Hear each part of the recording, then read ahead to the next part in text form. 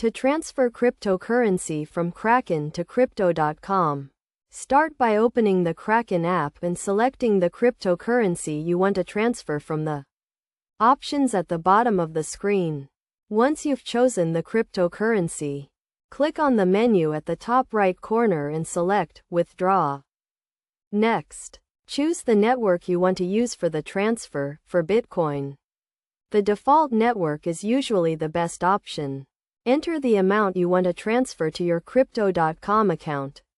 Then click on the section to enter the wallet address.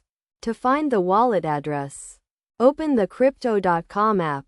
Click on Accounts and select the cryptocurrency you want to receive. Click on Deposit. Choose the same cryptocurrency and network as in the Kraken app, and copy the wallet address. Go back to the Kraken app, paste the wallet address, and click Next. You can add a description if needed. Then click Next again and save and continue. Kraken will send a confirmation email to your registered email address. Open the email, scroll down, and click on the Confirm Address button to approve the address. Once the address is approved, go back to the Kraken app, enter the amount you want to transfer, and click Review.